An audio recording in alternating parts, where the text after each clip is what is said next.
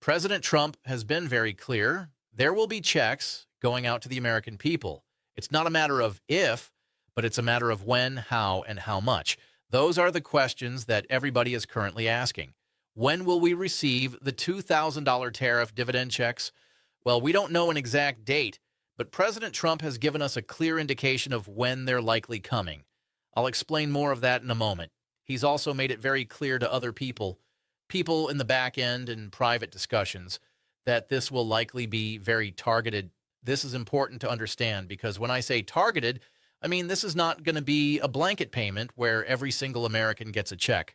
The administration is looking at specific groups, specific income brackets, specific demographics that they believe need this relief the most or deserve it based on how tariffs have impacted them.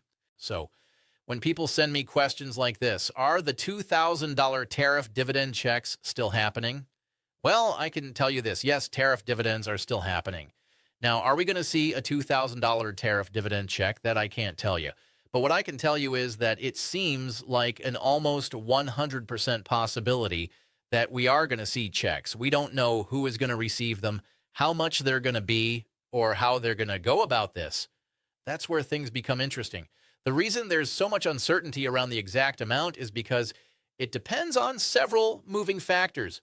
First, it depends on how much tariff revenue actually comes in. Second, it depends on what Congress approves. Third, it depends on how the administration balances debt reduction with direct relief to Americans. And fourth, it depends on political realities, which I'll get into later in this video. But one of the reasons why many people have been asking this question is because of two things. First, the Supreme Court could potentially rule against President Trump. And if they rule against him in his IEEPA tariffs, that means those tariffs will then go away. The money could go back to the importers on record. Well, what we are hearing is that it would be very difficult for that money to be returned back.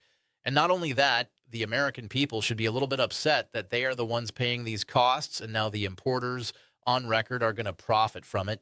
Yeah, that's going to be a huge concern. Let me break this down a little bit more clearly. When tariffs are imposed, the cost is initially paid by the importers, the companies bringing goods into the United States.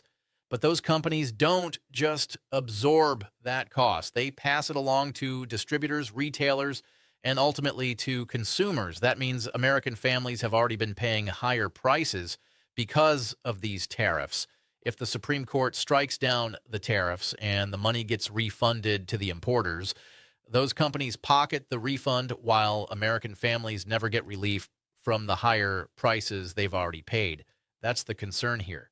That's why there's so much discussion about making sure any tariff revenue that has been collected goes back to the people who actually bore the burden of those costs.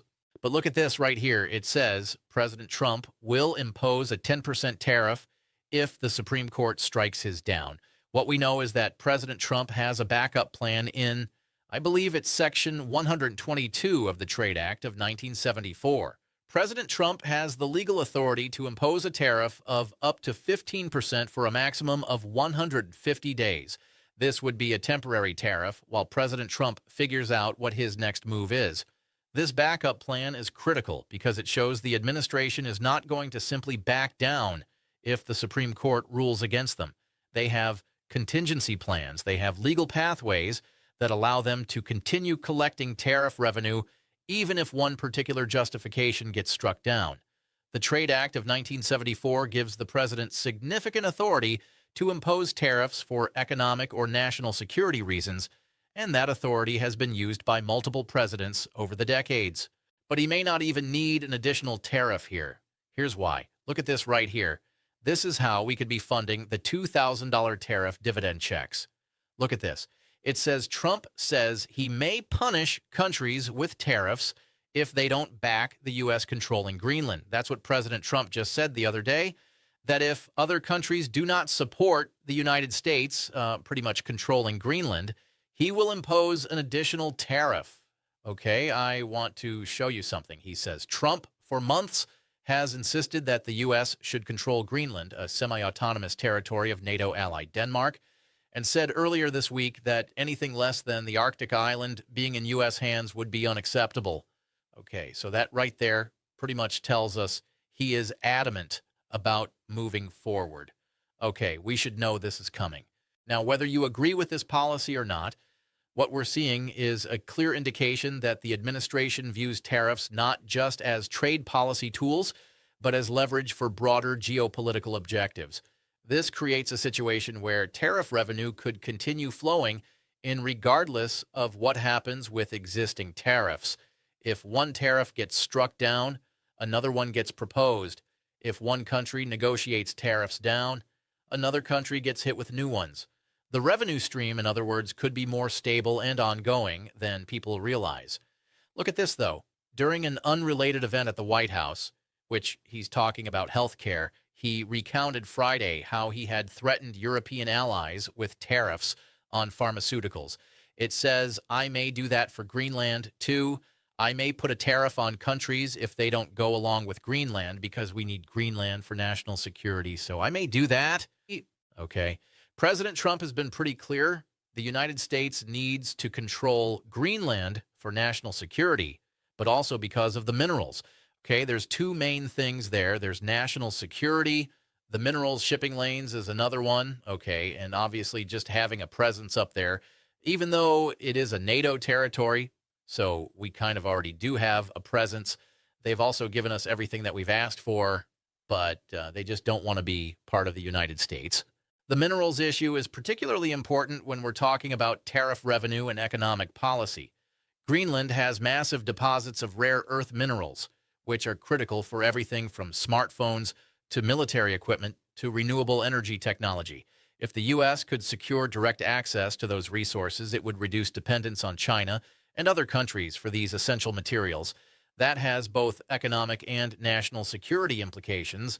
And if other countries oppose U.S. interests in Greenland, tariffs become the enforcement mechanism. More tariffs mean more revenue. More revenue means more potential for dividend checks to Americans. Now, where do we go from here? That's the big question. Well, what we know is that these tariffs are still coming in. President Trump has said we have hundreds of billions of dollars in tariff money that has come into the United States. But does this mean it's going to go to the American people? The answer to that is no. It does not mean the money has to go to the American people. This is a really important distinction that a lot of people miss. Just because tariff revenue is being collected does not automatically mean it goes out as checks. That money goes into the general treasury. From there, it can be used for anything. It can pay down debt. It can fund government programs. It can be used for infrastructure. It can sit there and do nothing. The decision to send it back to Americans as dividend checks is a policy choice, not an automatic result of collecting tariffs. However, according to reports, there are some discussions, backroom discussions, without President Trump, according to reports, where lawmakers want to propose a bill that requires all tariff revenue to go back to the American people in some way, whether it's through a tax cut to specifically targeted individuals or groups. Could it go as a tariff dividend check? Could it go as some type of additional benefit to millions of beneficiaries on Social Security, SNAP benefits? Could it go for housing and housing assistance? These are all questions. Okay, but according to reports, these discussions are being had. That's the good news. The fact that these discussions are happening at all is significant. It means there is real consideration being given to the idea of returning tariff revenue directly to Americans. Now, whether that actually happens depends on a lot of factors, including political will, budget priorities, and how these proposals get structured. But the conversation is real, the interest is real, and the momentum seems to be building. Now, I want to read something to you. Somebody that has very good insight as to what is going on in Congress says checks will likely be very targeted. They will not go to 150 million Americans. It will likely be less than 100 million. Could they be $2,000 tariff dividend checks? Yes, absolutely. And he wanted to be very clear, we don't have a definitive number yet, and it's going to depend on how much tariff revenue actually gets brought in. So let's talk about what targeted actually means. If we're talking about less than 100 million Americans receiving checks, that means the administration is looking at specific criteria for eligibility. This could be based on income thresholds. It could be based on tax filing status. It could prioritize families with children, seniors on fixed incomes, or workers in industries most impacted by foreign competition. We don't have the final criteria yet, but the idea is to maximize the impact of each dollar spent while also keeping costs manageable. The one thing that the Trump administration doesn't want, many Republicans oppose, is we can't send a $2,000 tariff dividend check to 150 million Americans, and yet we barely pay down our national debt. They say that can't happen. That right there is unacceptable. This is where the political and fiscal realities come into play. Republicans, generally speaking, are concerned about deficit spending and national debt. If you send out $300 billion in checks to 150 million people, that's $300 billion that's not going toward reducing the $36 trillion national debt. For many fiscal conservatives, that's a non-starter. They want to see tariff revenue used responsibly, which in their view means balancing direct relief with debt reduction and other fiscal priorities. But here's the counter-argument that some lawmakers are making. They're saying that American families have already paid for these tariffs through higher prices. They've contributed this revenue through their everyday purchases. Sending some of it back is not a handout. It's a refund. It's a return on what they've already paid. This argument has gained traction, especially among Republicans in competitive districts who need to show their constituents that they're delivering real tangible benefits. So here's where we go from here. Over the next several months, expect additional tariffs on other countries or higher tariffs on countries that we are already doing business with. As a result, again, prices are likely going to go up, but this could mean $2,000 tariff dividend checks in the summer or in the fall of 2026. That's good news there. Let me explain the timeline a little bit more.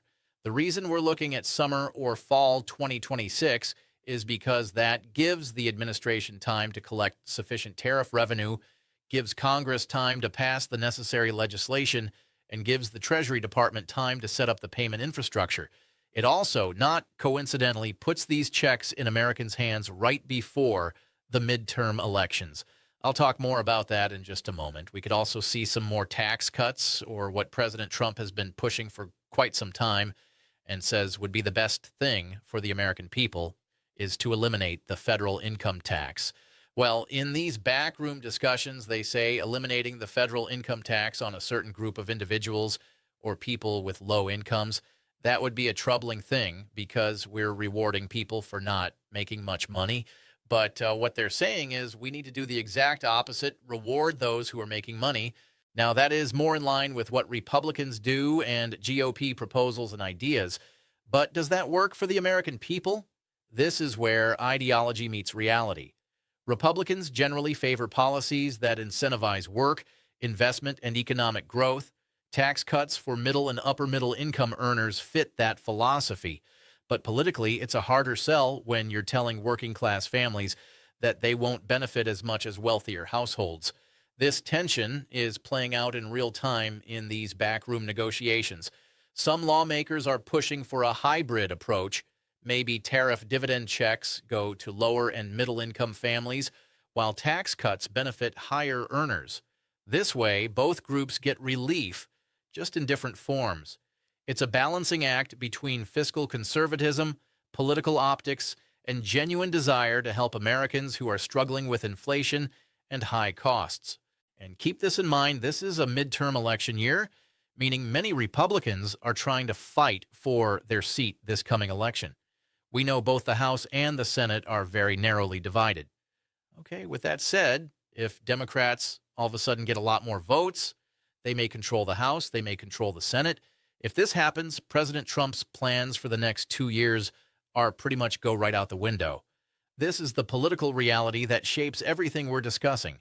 Republicans currently hold slim majorities in both chambers, but midterm elections historically favor the party not in the White House. Add to that the fact that many seats are competitive, and you have a situation where Republicans need to deliver wins to their constituents. Tariff dividend checks arriving just before the election would be a massive political win. It's tangible, it's direct, it's something voters can see in their bank accounts. Democrats, meanwhile, are likely to criticize these checks as election year bribes or fiscally irresponsible giveaways. But if Republicans can frame them as a return of money that Americans already paid through tariffs, that criticism loses some of its bite. The politics here are complicated, but they heavily favor getting checks out the door before voters head to the polls. So, with that said, it is almost a done deal that Republicans are going to get a tariff dividend check out to the American people. We just don't know how many people will receive them and how much they're going to be. When I say it's almost a done deal, I mean that the political incentives, the fiscal possibilities, and the policy discussions are all aligned in a way that makes this highly likely. It's not 100% guaranteed until legislation is passed and signed, but all the pieces are moving in that direction. The question now is not if, but how big and who gets them. We also learned earlier this week that Republicans were putting together this Mega Bill 2.0. In that bill, there are a lot of things for the American people, and this could actually mean, again, it's a reconciliation bill, meaning they don't need any Democrat to vote for it, but they have to do this before the end of 2026. Reconciliation is the key legislative tool here. For those who don't follow congressional procedure closely, reconciliation is a special process that allows certain budget-related bills to pass the Senate with just 51 votes, instead of the usual 60 votes needed to overcome a filibuster. This means Republicans can pass this bill entirely on their own without needing any Democratic support, as long as they can keep their own caucus united.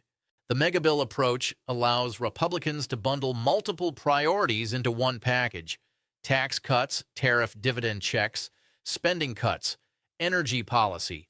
All of it can go into one massive bill that gets fast-tracked through Congress. This is how major legislation gets done when margins are tight and bipartisan cooperation is limited. The challenge is keeping all Republicans on board, because if just a few defect, the bill fails. The end of 2026 deadline is important because reconciliation rules require that the bill be completed within the fiscal year. That means all the negotiations, all the drafting, all the amendments, and all the votes have to happen before December 31st, 2026. That creates urgency, it creates pressure, and it creates opportunities for individual members to demand concessions in exchange for their vote. For Americans watching all of this unfold, what it means is that there is a real concrete path for tariff dividend checks to become reality. The legislative mechanism exists. The political will exists. The revenue exists. Now it's just a matter of the details getting hammered out and the votes getting secured. So as we get more information as to how this is going to work and how this plays out for the American people, I promise I'll bring you all the latest news and updates as soon as we get it. But as of today, that is what we know. To summarize everything we've covered, tariff dividend checks are very likely coming. They will probably be targeted rather than universal. The amount could be as high as $2,000, but that's not confirmed. The timing is likely summer or fall 2026. The Supreme Court ruling on existing tariffs doesn't kill the concept because there are backup plans and new tariffs being proposed. Congress is actively discussing how to structure these payments, and political realities, especially the midterm elections, make it almost certain that Republicans will push hard to get checks out before voters go to the polls. This is not a guarantee, but it's as close as we can get without actual legislation being passed. Keep watching this space. Keep paying attention to congressional negotiations and be ready for what could be one of the most significant direct payments to Americans we've seen in years. So again, thank you guys for watching. Consider subscribing, and I'll see you guys on the next one.